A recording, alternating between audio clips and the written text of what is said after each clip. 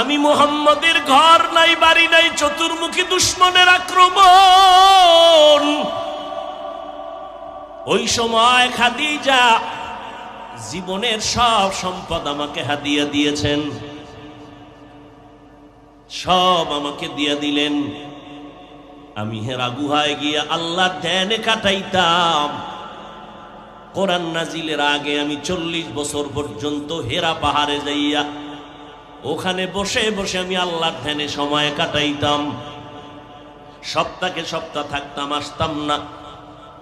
আমার স্ত্রী খাদিজা পাথরওয়ালা পথ পেরিয়ে, জঙ্গল পেরিয়ে একা একা মহিলা মানুষ ওই পাহাড় বেয়ে বেয়ে উঠিয়া আমার সামনে নাস্তা নিয়ে হাজির হয়ে যাইত। আমি খাদিজার কথা ভুলতে পারি না। আমার দুশমন কওমের লোকেরা আমাকে 3 বছর গৃহ বন্দী করে রেখেছিল। আমাকে শিয়াবে আবু তালিবের মধ্যে বন্দী করেছে, গৃহবন্দী। খানাও দেয় না, পানিও দেয় না। আমি এত কষ্ট পাই, আমি গাছের পাতা ছিঁড়ে ছিঁড়ে তারপরে খাই। আমি গাছের পাতাগুলো চাবাইয়া চাবাইয়া পেটের ক্ষুধা নিবারণ করেছি রে আয়েশা। ওই সময় আমাকে গৃহ বন্দী করে রেখেছে, খানা নাই, পানি নাই। কিন্তু খাদিজার উপরে কোনো হুলিয়াজারি নেই, খাদিজা স্বাধীন। কিন্তু কেমন আমার বিবি ঘর সারিয়া খানা দানা বন্ধ করে।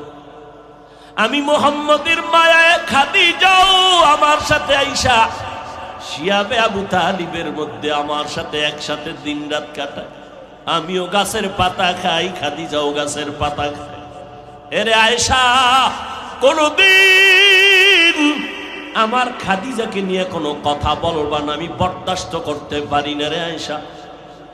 আল্লাহ জিব্রাইল আমিন দিয়ে পাঠায় কয়, পয়গম্বর খাদিজারে সালাম দিছে আমার আল্লাহ, তার জন্য জান্নাতের ভেতরে আলাদা একটা ঘর আল্লাহ বানায় রাখছি। ওগো নবীর উম্মতেরা হয়ে আজি দিশাহারা, কোরআন হাদিসের চলো যখন যাহা চায় মনে, নবী বিনে কে তারাবে পুলসিরাত মিজান।